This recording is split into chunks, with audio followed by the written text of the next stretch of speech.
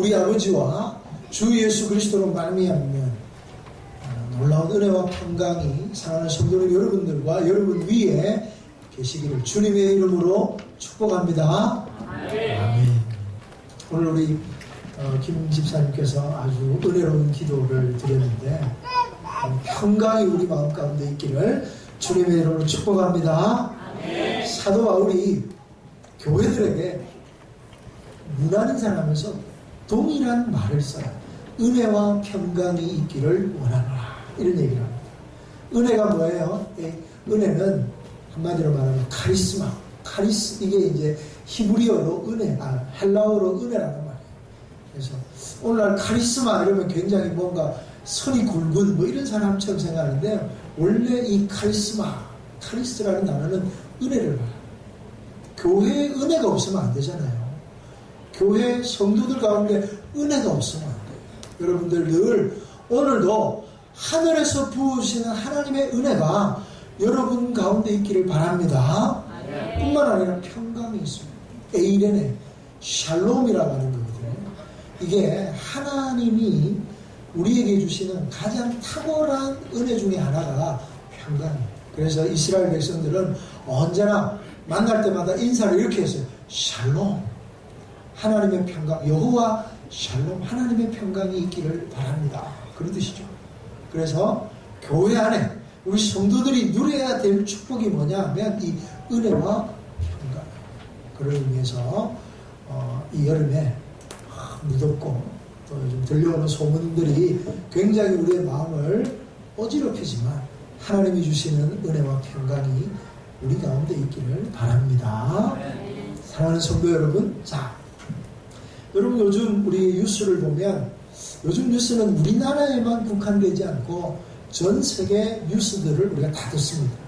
왜냐하면 알게 모르게 우리의 삶과 밀접한 관계를 간접적으로 맺고 있기 때문에 그렇습니다. 그래서 우리가 세계에 어떤 일들이 일어나는지 관심 있게 지켜보는 것 중에 하나죠.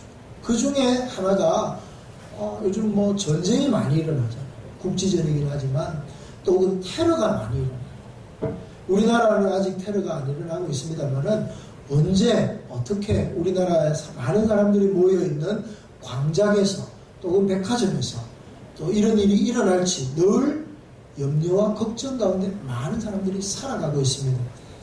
그렇게 테러를 일으키는 사람들이 우리가 잘 아는 대로 IS라고 하는 무리들이 알카에다 뭐 이런 사람들이 그런 일들을 벌려요. 그러면서 시리아를 중심으로 해서 이슬람 국가를 건설하자. 알카에다나 뭐 이런 테러 단체들이 하지 못했던 것을 IS라고 하는 단체가 국가적인 조직을 갖추어서 맹위를 떨쳤습니다. 이라크의 혼란과 시리아의 혼란, 이슬람에 있는 혼란을 틈타서 IS라고 하는 강력한 이슬람 국가가 생기면서 자기네들의 믿음과 반대되는 사람들을 어마어마하게 숙청하고 죽이는 겁니다. 그래서 시리아 안에, 이라크 안에 많은 그리스도인들이 핍박을 받고 죽임을 당했습니다. 뿐만 아니라 같은 이슬람 사람들인데 수니파, 시아파, 자기들끼리도 이게 좀 파가 있어요. 그래서 다른 파 사람들을 죽이는 거예요. 그래서 많은 사람들이 난민이 되어서 시리아의 국경을 넘어 터키로 또 유럽으로 넘어가는 일들이 생겼습니다. 우리 잘 아는 대로 그런 수많은 일들 때문에 오늘도 많은 사람들이 난민이 되어서 넘어오고 있고, 또 그 난민들이 넘어오다가 총에 맞아 죽고 바다에 빠져 죽고 뭐 이런 비극적인 얘기들을 우리가 많이 듣습니다. 그런데 또 유럽에서는 독일이나 프랑스나 영국 같은 나라에서는 각 또 나라에서 너무 많은 이 난민들이 들어오니까 다 받을 수가 없는 거예요. 그래서 장벽을 세우고 안 받는 거죠. 그래서 독일은 좀 받으니까 독일로 막 가는 거예요. 근데 독일로 가는 문턱에 있는 나라들이 또 안 받아주니까 이 난민들이 갈 바를 알지 못하고 유리방황하는. 그래서 모든 나라에서 어떤 환영받지 못하는 사람들이 난민이에요. 여러분, 우리나라도 피난이, 우리나라도 전쟁이 있을 때 일사후퇴하고 또 서울이 저기 공산당에 함락이 되어서 우리나라의 낙동강 전선이라 그래가지고 낙동강만 남고 많은 사람들이 부산으로 이렇게 피난 왔잖아요. 사실 부산에 저기 초량동, 수정 여기다 가면 다 피난민들이 모여서 만든 정착촌 아닙니까? 자, 제가 왜 이런 피난을 이야기하냐면 그런 난민들, 정말 이 땅에서 살아가는 사람들 가운데 가장 비참하고 가장 불쌍한 사람들이 그런 사람들인데, 오늘 성경이 우리에게 뭐라고 말씀하시냐면 너희들이 난민이다, 이런 이해하기 힘든 얘기를 들려주시는 것. 11절 보세요. 자, 사랑하는 자들아, 거류민과 나그네 같은 너희를 권하노니. 여기 거류민이라고 되어 있는데요, 이 거류민이라는 말이 옛날 성경, 우리 개역 이거 개정판이고 개역 한글판에 보면 행인이라고 얘기하고 있어요. 행인. 그러니까 번역을 어떻게 하느냐에 따라서 조금 다른데, 또 킹제임스 번역, 흠정역에서 또 다르게 번역을, 난민이라는 거죠, 한마디로. 고향을 떠나서 잠시 그 땅에 살아가는 사람들, 그런 의미로서 거류민, 나그네는 뭡니까? 여행자잖아요. 여행을 떠나니까 거기가 자기 집이 아니라 잠시 여행을 떠나서 거기. 근데 오늘날 여행은 뭐 아무나 떠나나요? 뭐 시간도 있고 돈도 있고 건강이 받쳐줘야 여행을 가죠. 그래서 여행을 떠난 사람이니까 나그네 되게 좋은 의미로 따지는데 그런 의미가 아니에요. 쉽게 말하면 이 세상에 갈 바를 알지 못하고 유리방황하는 나그네, 난민, 오늘 쉽게 얘기하면 가장 이 성경의 얘기를 우리의 단어로 가장 잘 표현하면 난민. 그래서 오늘 제가 서두에 난민을 소개해요.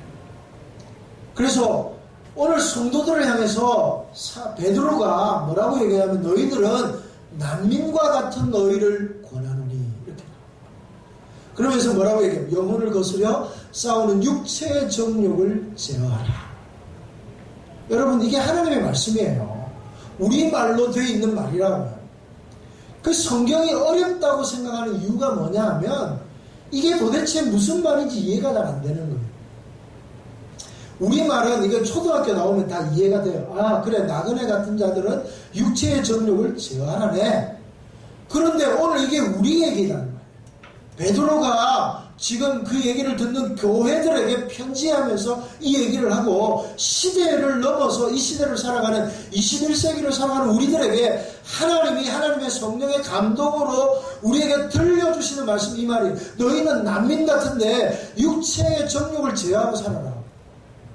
이게 오늘 나의 삶과 나의 니드와 내가 살아가는 삶의 현장에서 아무런 나와 접점이 없는 이야기처럼 들리는 거예요.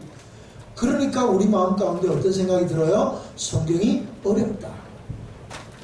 그 성경이 어렵다고 생각하고 성경을 다 안 읽어요. 그러니까 이런 어려운 성경은 안 읽는 거, 이해하기 힘든 거, 내하고 너무 상관없는 성경은 안 읽고 내하고 부딪혀 오는 거, 내가 듣기에 좋은 거, 내가 듣기에 아주 좋은 거 있잖아요.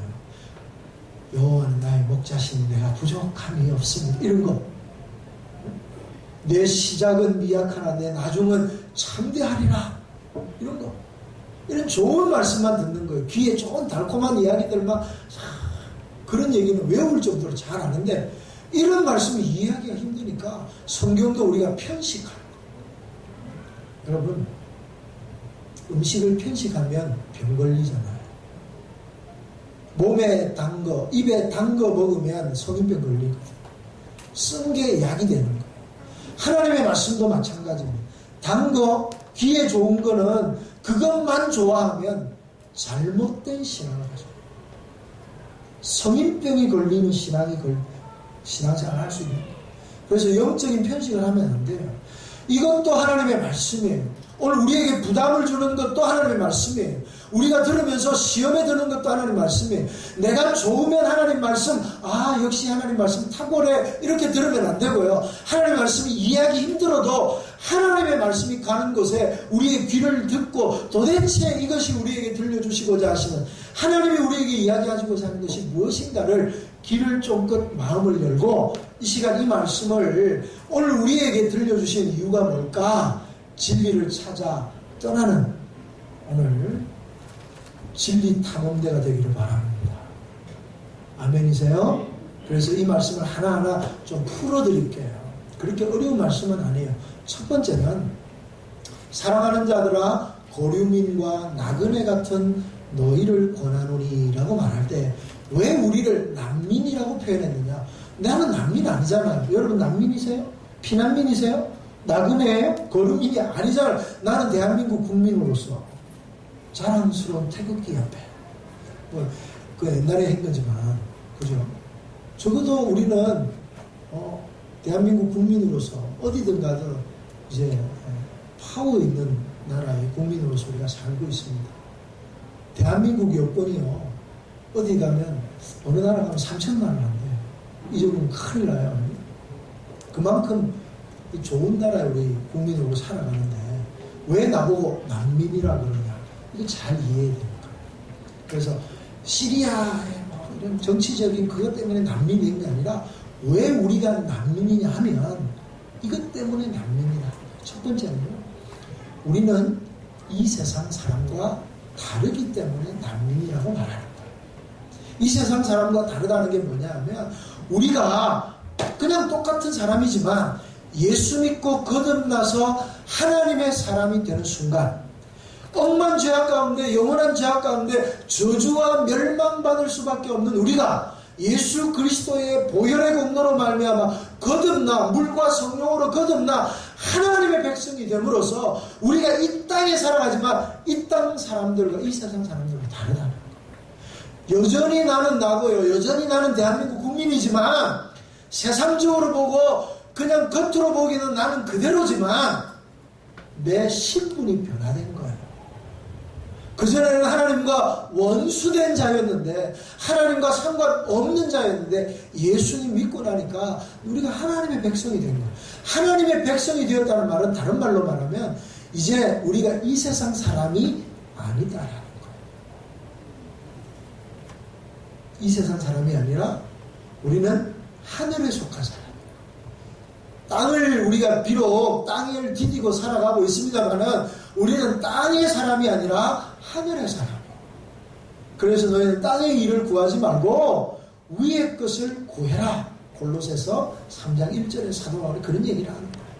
그래서 우리는 이제는 하나님의 백성이니까 이 세상 사람들과 다르다는 거예요. 다르다는 것을 여러분 꼭 잘 기억하셔야 돼요.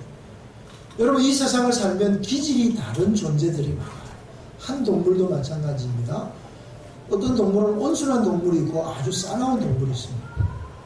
그 중에 사자나 호랑이 같은 동물은 되게 싸납죠. 그런데 개나 돼지 같은 이런 가축들은 되게 온순해요. 근데 얘네들을 한 우리에다가 같이 넣으면 어떻게 될까요? 다 잡아먹어요. 같이 지낼 사람이 아니라 이거 내 먹이 이렇게 생각합니다.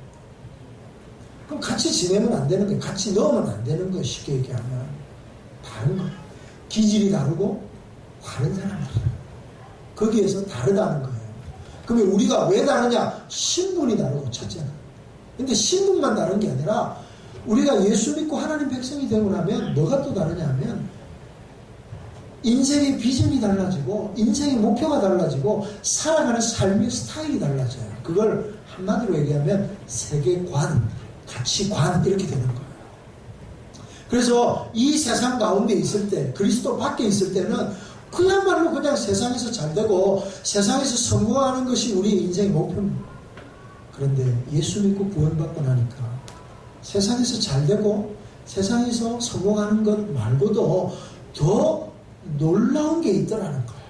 더 크고 위대한 게 있더라는 거예요. 그게 뭡니까? 하나님의 나라라는 거예요. 하나님의 이름을 높이는 거예요. 하나님의 나라를 이 땅 가운데 심는 거예요. 한 영혼이 천하보다 귀한 것들을 발견하는 거예요. 예수님이 이 땅 가운데 오셔서 하시고자 하셨던 일을 이제 예수님이 우리에게 위탁하심으로써 너가 나보다 더 큰 일을 하게 될 거야. 그 소망을 가지면서 우리가 사는 거예요. 그전에는 그냥 나만을 위해 살고 내 행복만을 위해 살고 나만 잘 되면 됐는데 예수 믿고 나고 하나님의 백성이 되니까 그 정도의 삶이 아니라 더 수준 높은 삶, 아니 비교도 할 수 없는 삶의 자리로 하나님 우리를 초대하십니다. 그러니 다를 수밖에 없는 거예요. 가치관이 다르고요. 바라보는 게 다르고요. 비전이 다르고요. 여러분, 부부는 일심동체라 그러잖아요. 근데 부부는 요즘 어떻게 보면 조건을 맞추고 그냥 이런 거야, 눈이 맞으면 결혼하는, 그러다 그렇게 결혼하니까 실패하는 경우가 많아요. 그래서 오늘날 이혼율이 굉장히 높아지는 거예요. 그러면 이혼을 안 하고 정말 제대로 된 결혼을 하려면 어떻게 해야 되냐? 외모를 보고 결혼하면 실패합니다. 뭘 해야 되냐면 가장 중요한 게 뭐냐? 꿈이 같아야 돼. 비전이 같아야 돼. 바라보는 게 같아야 돼. 그래서 그리스도인들은 종교가 다른 사람하고 결혼하면 절대로 행복해질 수가 없어요. 나는 저 사람 다 좋은데 종교가 달라. 다 좋은 게 아니에요. 살아보세요. 얼마나 힘든지. 사는 건요, 사람이 무엇으로 사느냐, 톨스토이 그런 얘기 했습니다만 사람이 밥으로 살지 않습니다. 이 세상이 주는 것 가지고 사는 게 아니에요. 사람은 하나님의 형상으로 지어졌기 때문에 하나님의 영, 하나님의 형상이 만족이 되고 거기 채워져야 그 진정한 평화가 있는 거예요. 그래서 한마디로 말하면 비전이 같아야 함께 사는 거예요. 비전이 같아야 고생을 해도 같이 서로를 비난하지 않고 같이 살아갈 수 있는 거예요. 비전이 같아야 병들어도 같이 가고, 비전이 같아도 가난해도 같이 가고, 비전이 같아야 함께 가는 거거든요. 그게 중요한 거 아니에요. 마찬가지입니다. 우리가 이 세상 사람들과 결정적으로 다른 게 뭐냐 하면 비전이 다르기 때문에 그래요. 바라보는 게 다르기 때문에 다르다는 거예요. 신분이 다르고 비전이 다르고, 그러니 당연히 삶의 스타일이, 삶의 모든 패턴이 다를 수밖에 없어요. 여러분, 이거 철저하게 기억하신, 우리가 이 세상에 속해 있으나 우리는 이 세상 사람과 다르다. 그런 의미에서 거류민과 나그네 된 너희들이라고 얘기하는 것입니다. 그래서 세상은 우리를 미워하고 세상은 우리를 별로 좋아하지 않는 거예요. 우리가 세상에 잘 적응하지 못하는 이유들 중에 하나가 그거. 여러분, 예수 믿는 사람들이 세상에 너무 잘 적응하는 것도 문제예요. 왜냐하면 예수 믿는 사람들은 어떻게 보면 이 세상 사람들과 다르고 이 세상이 추구하는 바와 다르기 때문에 이 세상에서 어떻게 보면 좀 역설적인 얘기입니다만 잘 적응하지 못할 수도 있습니다. 그래서 세상적인 성공이 영적인 성공일 수는 없어요. 물론 하나님께서 복을 주셔서 세상적으로 성공할 수 있어요. 그리스도인들이 훌륭한 정치인도 될 수 있고요. 그리스도인들이 훌륭한 학자도 될 수 있고 훌륭한 경영자도 될 수 있습니다. 그러나 그렇다고 해서 그런 삶이 다 성공적인 삶이다 이렇게 말하기는 힘든 거예요. 바꿔 말해서 이 세상에서 우겨 싸움을 당하면서 어렵고 고통 가운데 살고 가난하게 살고 힘들게 살면 그 사람은 영적으로도 실패한 거 아니야? 천만의 말씀. 여러분, 우리의 믿음의 위인들, 히브리서 11장에 보면 허다한 증인들이 보는 믿음의 위인들을 한번 보세요. 그 중에 세상적으로 성공한 사람이 몇 사람이나 됩니까? 모세는 세상적으로 성공할 수 있었습니다만 그것을 거절하고 나왔어요. 바울은요, 마찬가지잖아요. 총망받는 내일, 미래를 다 접고 그야말로 핍박받는 자리에 들어가서 매를 40대에서 한 번 감한 매를 3번이나 맞고 돌에 맞아 죽고 킬러들이 따라다니는 불행한 인생. 여러분, 그분들 중에 제대로 만수무강하면서 편안하게 장수한 사람 한 사람도 없어요. 다 사형수로 죽어갔습니다. 그냥 죽은 것도 아니고요, 사형수라고요. 우리가 볼 때 순교 그러니까 대단해 보이지만 그 당시에는 가장 비참한 사람, 가장 바보 같은 사람, 그런 사람들. 근데 그런 사람들을 그들의 삶은 실패해서 우리가 그럴 수 있나? 아니잖아요. 그러니까 세상적인 성공과 세상적인 실패가 우리의 성공과 실패는 아니다. 그게 세상과 우리가 다르다는 것입니다. 출애굽기를 보시면 이스라엘 백성들 하나님께서 출애굽합니다. 그리고는 하나님이 광야에다가 이스라엘 백성을 이끌어가요. 그래서 광야에서 난민이 되는 거예요. 피난민이 돼가지고 40년 동안 죽으라고 걸어다니다가 끝나요. 그게 목적인가요? 아니잖아요. 목적은 뭐예요? 적과 꿀이 흐르는 가나안 땅에 이르는 거. 하나님이 우리를 부르셨어요. 하나님의 백성으로 부르셨어요. 근데 우리를 하나님의 백성으로 부르셔가지고 이 땅 가운데서 고난받고 어려움 당하게 하시나요? 물론 그럴 수 있어요. 그러나 그게 목적이 아니라고요. 목적은 뭐예요? 이스라엘 백성들을 광야를 통하여서 종되었던 이스라엘 백성들을 하나님의 백성, 왕같은 제사장 나라로 세워가는, 그게 40년이라고 하는 광야의 세월이었어요.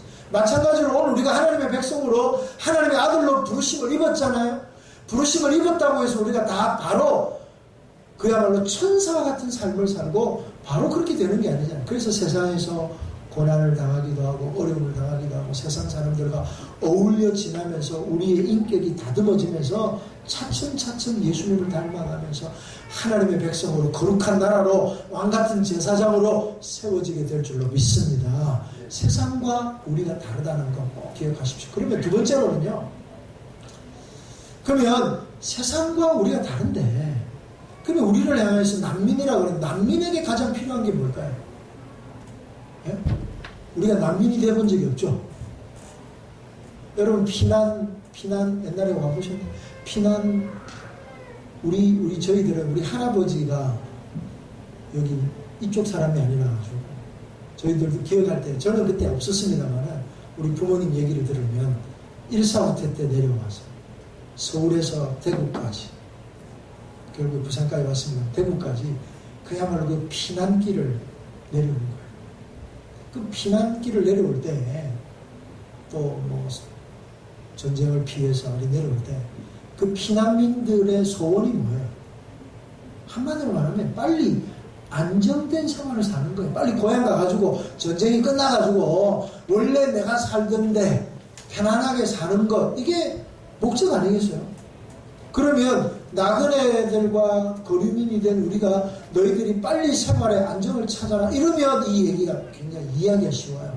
아 그래 빨리 우리가 생활의 안정을 찾아야지 이렇게 되는데 하나님은 그런 것에 대해서 말씀하지 않고 육체의 정욕을 제어하라고 성경이 얘기하고 있습니다. 그러니까 성경이 어렵다는 거예요. 자, 여기서 우리가 한 가지 오해할 수 있는 부분이 있는데 그게 뭐냐 하면 이 그리스도인들이 그래서 영적인 일은 선하고 육적인 일은 악해. 그래서 영적인 일은 선하고 육적인 일, 즉 교회 일은 선하고 내가 세상에 나가서 일하는 그건 별로 좋은 일이 아니야. 이런 이원론적인 생각을 가질 수 있는 거예요. 아니면 또 금욕주의, 육체는 무시하고 영혼만 소중히 여기고 그런 삶을 사는 거예요. 그래서 육체는 완전히 막 내팽개치고 금욕적인 삶을 살고 그러려면 어떻게 해야 돼요? 수도원에 올라가야죠.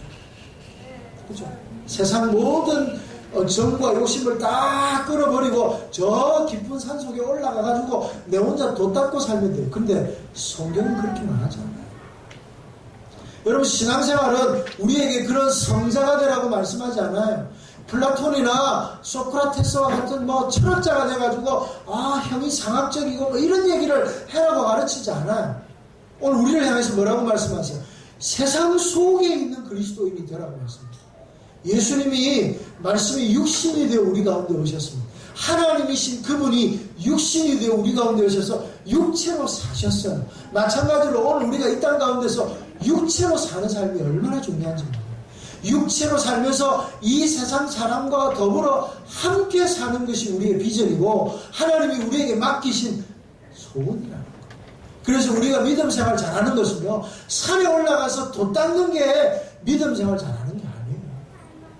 우리가 생각할 때 정말 모든 정욕을 다 제어하고 하나님만 생각하며 살려면 저 예수원에 가가지고 살면 돼. 수도 생활하면서 살면 돼. 정말 저도 한 번씩 예수원 갑니다만 가면 근심과 걱정이 다 사라져요. 내려오는 순간 딱 근심과 걱정이 생깁니다.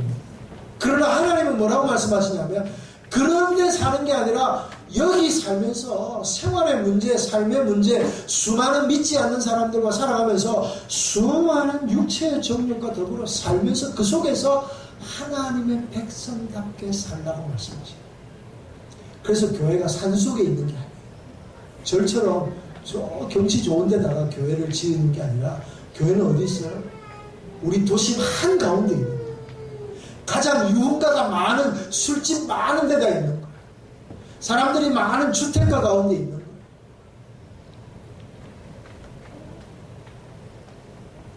왜요?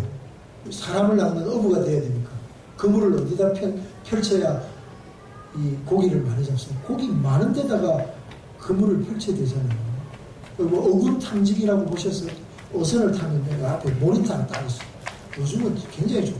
이 초음파로 팍 쏴가지고 그 배 이 바닷속에 고기가 어디 많은지 어군 탐지기가 초음파로 다 찍어냅니다.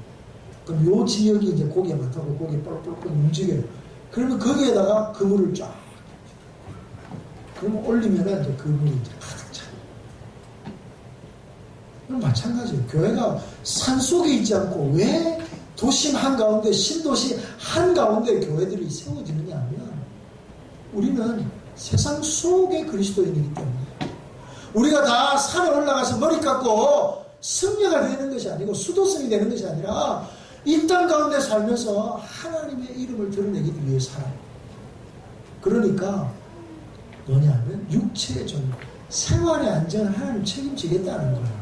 그건 네가 걱정하지 말라는 거예요. 그래서 하나님이 우리에게 이 영혼에 대한 이야기를 하시는 이유는 두 가지 목적이 있어요. 첫째는 세상 사람들이 보기에는 너희가 난민이지만 하나님이 보시기에는 난민이 아니라 하나님의 아들인 거예요. 하나님의 아들이 뭐예요? 축복을, 하나님의 유업을 상속으로 받을 축복의 상속자인 거예요. 축복을 소유한 사람들. 여러분, 우리는 얼마나 존귀한 사람들이. 그게 그 앞에 제가 지지난주에 설교했습니다만 2장 9절 10절. 너희는 택하신 족속이요 왕같은 제사장들이요 거룩한 나라요 그의 소유된 백성이니 이는 너희를 어두운 데서 불러내어 그의 기이한 빛에 들어가게 하시니 아름다운 덕을 선포하게 하려 하십니다. 우리가 이런 대단한 존재라는 거예요. 이런 축복받은 존재라는 거예요. 이런 능력을 소유한 존재라는 거예요. 근데 문제는 우리가 그렇게 엄청난 축복의 소유자라는 것을 잘 모르는 게 문제예요. 내가 나 같은 게 나는 아무것도 아닌데. 그러니까 하나님의 능력을 사용하는 법을 잘 모르는 거예요. 하나님이 우리에게 무기를 주셨어요. 이 세상을 뒤집어 놓을 만한 무기도 주시고 이 세상을 이길 수 있는 능력도 주셨어요. 그게 뭡니까? 기도예요. 하나님의 은혜의 보좌 앞에 나가서 우리가 기도하면 하나님께서 천군 천사를 동원해서 하나님의 모든 능력 가운데 함께 하셔서 우리 가운데 그 기도가 응답되게 하실 줄로 믿습니다. 근데 그 기도를 가졌으면, 그 능력을 가졌음에도 불구하고 기도 안 하는 거예요. 기도해본들 뭐 되겠나? 기도란 한 많은 사람들의 넋두리야. 한 많은 사람들, 실패한 사람들이 하나님 앞에 나아가 울면서 하나님, 뭐 이게 기도라고 생각하는 천만의 말씀. 기도는요, 세상을 뒤집어 놓는 거예요. 기도는 세상을 그야말로 폭발시키는 거예요. 오늘 우리가 기도하기 시작할 때 이 세상이 놀라운 일이 시작이 될 줄로 믿습니다. 초대교회 성도들이 모여서 기도할 때 가는 곳마다 소동이 일어나고 로마 제국 안에 놀라운 일이 일어난 줄로 믿습니다. 하나님 그런 능력을 주시면 우리가 그 능력을 쓰지 않는 게 문제라니까요. 그래서 우리가 이것을 깨닫기만 하면 하나님께서 우리에게 놀라운 영적인 복을 주시는 거예요. 오늘도 살아서 역사하시는 하나님의 능력을 경험하시는 저와 여러분이 되기를 바랍니다. 두 번째로는요, 우리가 하나님의 축복 속에서 망하게 되는, 즉 하나님의 축복에서 떨어지는 가장 큰 요인이 뭐냐 하면 육체의 정욕. 그래서 끊임없이 너는 육체의 정욕을 제거해야 할게. 그러면 자, 아까 잠깐 얘기했습니다만 여러분, 우리가 하나님의 말씀 속에 살다가 보면 어떨 때 가난해지기도 하고 병들 때도 있고 어려울 때도 있어요. 근데 우리 마음에 내가 가난하고 병들고 어려우면 내가 하나님 앞에 제대로 살지 않아서 실패하는구나 이렇게 생각해요. 아니요. 여러분 보세요. 가난해지고 병들고 어려워지면 우리 어떻게 합니까? 대부분의 많은 그리스도인들이 기도 안 하다가도 힘들어지면 어떻게 해요? 기도하죠. 힘들어지는데도 기도 안 하는 사람은 정말 용감한 사람들. 근데 힘들어졌는데도 기도 안 하는 사람은 정말 간이 큰 사람. 대부분 많은 사람들이 힘들어지면 하나님 앞에 도움을 구해요. 그래서 하나님 앞에 더 나아가는 거예요. 그래서 하나님 앞에 있다가 가난해져도 힘들어져도 실패가 아니라는 거예요. 우리가 하나님께 가까이 있는 것이 가장 큰 복이잖아요. 아멘이세요? 여러분 꼭 기억하셔야 돼요. 오늘 우리의 형편이 좋은가 나쁜가가 우리의 삶의 성공과 실패를 좌우하는 것이 아니라 우리가 하나님 앞에 얼마나 가까이 가 있는가, 우리가 하나님과 어떤 바른 관계를 얼마나 잘 맺고 있는가가 오늘 우리가 영적으로 성공하느냐 실패하느냐. 여러분 우리가 아무리 세상에서 성공해도 하나님과 멀어지면 실패해요. 우리가 하나님 앞에서 아무리 어려워도 하나님께 가까이 가면 한 걸음씩 한 걸음씩 주님 앞에 나아가기를 원하면 그 사람 성공하잖아요. 바꿔 말하면 오늘도 주님 앞에 겸손한 마음으로 예배하고 하나님의 은혜를 구하고 오늘도 하나님께서 우리를 지켜주실 것을 기대하며 하나님의 은혜 가운데 나아가는 저와 여러분들은 하나님이 보시기에 복 있는 사람인 줄로 믿습니다. 아멘. 근데 언제 하나님을 떠나는 줄 아세요? 가난하고 힘들면 하나님 앞에 더 오는데 우리가 성공하면 잘되면 내가 하는 일이 내 마음대로 내가 뜻대로 훨씬 더 잘 되는 거예요. 사업이 내가 생각했던 것보다 더 잘 나가는 거예요. 그때 조심해요. 왜냐하면 사람이 잘되면 교만해지거든요. 교만해지면 스스로 생각하기를 나는 대단한 사람이야 라고 생각하고 일이 좀 잘 돼요. 사업이 잘 되면 봐 아무나 잘 되니 이 지금 경제가 이리 어려운데 잘 되는 거는 내가 똑똑하고 내가 능력 있고 내가 대단한 사람이라서 그래. 내가 이렇게 장사하고 사업할 때 이런 생각을 했기 때문에 잘 되는 거야. 하나님이 도와주셔서 잘 된 거라고는 말로는 그렇게 할지 모르겠죠. 마음속 깊은 곳에는 내가 잘해서 그래. 그러면서 여러분 높은 자리에 있거나 유명한 사람들이 사람을 속이는 게 쉽습니다. 왜냐하면 성공한 사람들의 말을 사람들이 믿기 때문에 그래요. 그래서 사람들이 성공하면 스스로 교만해져서 자기를 속이고 다른 사람들을 속이는 거예요. 똑같은 이야기를 해도 자 보세요. 스티브 잡스가 이야기하면 와 대단해 보여요. 멋져 보여요. 그런데 하는 일마다 실패하는 어떤 장로님이 얘기하면 아이고 뭐 자기 일이나 잘하지. 바꿔 또 얘기할게요. 큰 교회 목사님이 설교하면 똑같은 설교를요. 큰 교회 목사님이 설교하면 은혜 받아요. 개척교회 목사가 설교하면 지가 잘하지 이런 생각을 한다니까요. 여러분 하나님의 말씀은 우리 때문에 되는 게 아니에요. 근데 사람들은 자꾸만 그 사람이 얼마나 성공했느냐에 따라서 그 사람의 말을 그러니까 그 사람이 처음에는 다른 말을 하다가도 이 사람들이 내가 하는 말을 믿네 그러면서 자기 스스로 대단한 존재라고 생각하면서 자기가 자기를 속이는 거예요. 나치 히틀러를 낳은 사람이 누구냐면 괴벨스라고 하는 사람이 있어요. 나치에서 2인자인데요. 이 사람이 이런 얘기를 합니다. 1%의 진리와 99%의 거짓말을 하면 군중들은 거기에 열광한다.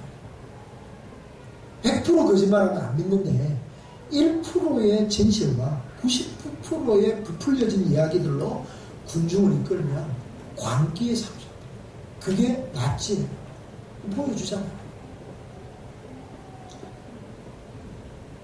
사람이 조금만 성공하면 스스로를 평가하면서 스스로를 그러면서 그런 생각을 하는 거예요. 성공한 사람들이 나는 저 사람들과 다른 사람. 요즘 간혹 우리 이제 재벌 2세나 이런 사람들이 막 말하는 거나 SNS 올리는 글 보면 우리 국민들이 공부를 사는 이유가 뭐냐면 저거는 다른 사람이라고. 그런 삶을 살다 보면, 그런 어떤 성공적인 삶을 살다 보면 나는 너희와 달라. 내가 하는 건 다 선해. 더 나아가서 나는 이 정도의 죄를 지어도 문제가 안 돼. 그래서 성적인 범죄를 저지르는 거예요. 성공하는 사람들이, 유명한 사람들이 거짓말을 해도 양심의 가치는 안 느끼는 거예요. 사람들을 외모로 평가하면서 철저하게 무시하면서도 자기 우월성을 드러내는 거예요. 그게 교만해지는 거예요. 육체의 정욕이 우리로 하여금 하나님에게서 멀어지게 하는 거예요. 사랑하는 성도 여러분, 보세요. 우리가 하나님에게서 멀어지는 것은 성공이라 할지라도 하나님 앞에서 이 성공이 아니라는 거예요. 그래서 육체의 정욕을 제어하라는 거예요. 하나님이 은혜를 주셔서 여러분, 오늘 우리가 이 땅 가운데 잘 사는 것, 이 땅 가운데서 성공하는 것이 목적이면 백발백중 실패하면 성공하는 겁니다. 그러나 우리의 인생의 목적이 내가 잘 되는 게 목적이 아니고 우리를 통해 하나님의 영광이 드러나는 것이면, 내가 하나님 말씀에 순종했을 때 하나님 나에게 복을 주셔서 은혜를 주시면 내가 겸손해지는 거예요. 이건 내가 해서 되는 게 아니라 하나님이 내게 주신 은혜야. 그래서 교만할 게 없는 거예요. 그럼 실패하지 않는 거예요. 육체의 정욕에 넘어지지 않는 거예요. 사랑하는 성도 여러분, 오직 은혜만이, 오직 하나님께로 집중하는 은혜만이 우리로 하여금 육체의 정욕을 제어하고 성령의 충만한 자리로 나아가게 할 줄로 믿습니다. 그리스도인들은 어떻게 살아야 됩니까? 이 세상이 나와 다르다는 것을 아시고, 이 세상이 추구하는 바가 아니라 하나님의 은혜 가운데를 붙들려서 영적인 일을 도모하고 영적인 일, 하나님과 날마다 동행하는 일에 함께할 때 육체의 정욕이 제어되는 거예요. 육체의 정욕을 금욕한다고 되는 게 아니고요. 우리가 영의 일, 하나님의 일, 주님의 일, 하나님의 말씀에 순종할 때 육체가 제어. 그러면서 12절 말씀 이렇게 말씀하세요.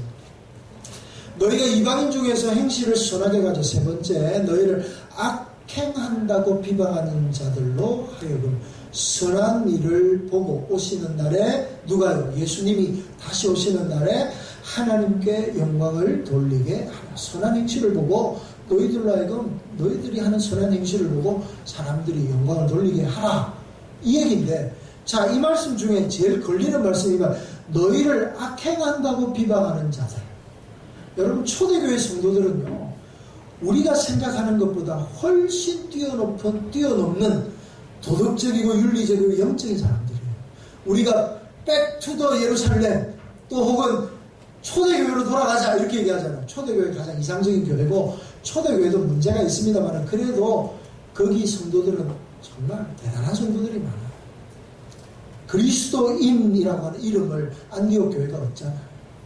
그리고 그들이 복음을 위해 헌신하고, 가난한 자들을 돌보고, 부자라고 또 귀족이라고 해서 종이라고 노예라고 막 이렇게 무시하지 않고 모든 사람을 다 평등하게 대해주고, 온유하게 대해주고, 겸손하게 대해주던 사람들이 그리스도인들이었어요.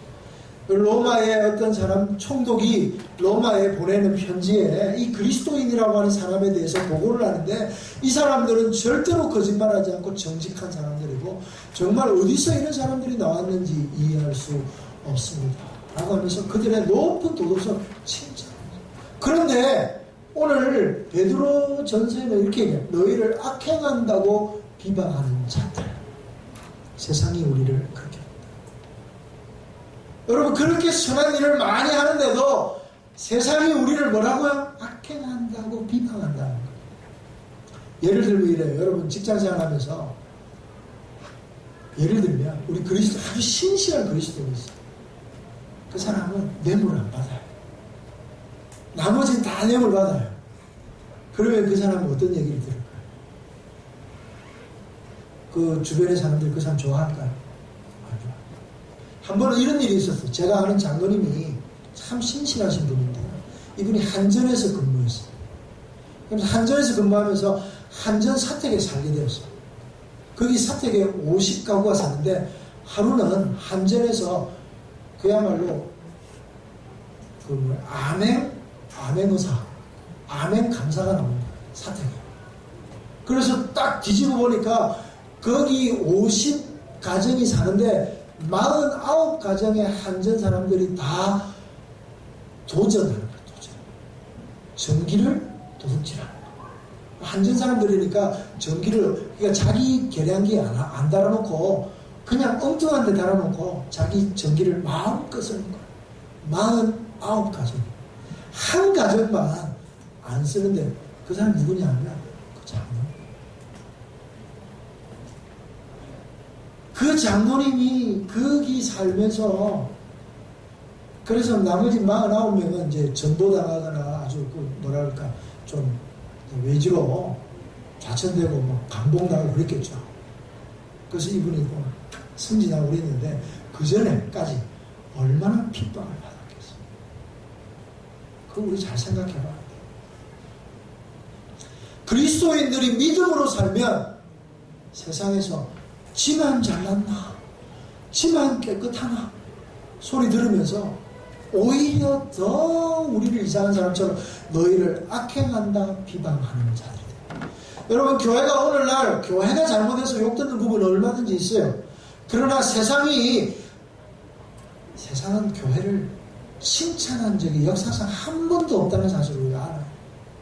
이렇게 믿음으로 살아도 로마는 교회를 죽이려고, 로마 네로 황제는 자기가 불질러 놓고는 그리스도인들이 불질렀다고 누명을 씌워. 그러면 이럴 때 우리가 어떻게 해야 됩니까? 믿음으로 살면 살수록 우겨삼을 당하고 믿음으로 살면 살수록 바보 소리 들으면서 사는 거예요. 그럼 우리가 그때 어떻게 해야 돼요? 눈에는 눈, 이에는 이, 야 우리도 막 뱀처럼 지혜롭게 살아야지. 그게 싸워야 되나요? 아니에요. 예수님이 어떻게 사셨습니까? 예수님은 죄 없으신 분이셨어요. 그런데 우리 주님은 십자가의 길을 올라가실 때 아무 말 하지 않고 올라가시고, 말없이 그 길을 올라가시고, 십자가 지고 올라가시고, 매질 밟고 침뱉음을 당하면서 가시에 면류관을 쓰시고 그 길을 올라가셨어요. 바돌로사 그 길을 올라가다가 넘어지고 도무지 십자가를 더 이상 질 수 없을 정도로 힘이 빠지니까 구레네 시몬에게 대신 지게 올라갔잖아요. 그럴 때도 아무 말씀하지 않으셨어요. 골고다에 올라가서 십자가에 달릴 때까지 아무 말씀. 그야말로 실패자의 삶을 손가락질 저주받는 자, 나무에 달린 자. 유대인들에게 나무에 달리는 것은 가장 수치스러운 죽음, 벌거벗겨졌어요. 그런데 그분을 모든 이름 위에 뛰어난 이름이 되게 하고 모든 무릎을 그 앞에 꿇게 하셨다고 주님이 말씀하셨어요. 가장 실패한 것처럼 보이지만 가장 성공한 삶을 살아요. 오늘 우리가 이 땅 가운데 살면서 상처받는 것, 상처받으며 살아가는 그리스도인들이 세상에 충격을 줍니다. 49가정은 다 전기를 도둑질하고 뿌라치해서 자기 마음대로 쓰는데 한 가정만 하지. 다른 사람들이 다 바보 같은 사람, 왜 그렇게 하노? 손가락질 했지 않겠어요? 그러나 그 감사의 날에 드러나요. 저 사람은 정말 정직하고 저 사람이 하는 일은 믿을 수 있어. 그래서 그분이 마지막까지 그 한전에서 크게 쓰임받다가 은퇴했어. 사랑하는 성도 여러분, 오늘 우리가 어떻게 살아가야 할까요? 세상과 우리는 다르다는 것 기억하고 육체의 정욕을 제어하며 하나님의 뜻을 우리 가운데 이루며 살아가기로, 오직 하나님의 은혜만을 붙잡고 오직 예수 그리스도 앞으로 나아가는 저와 여러분이 되기를 주의 이름으로 축원합니다. 아멘. 우리 함께 찬양합시다. 예수뿐이네.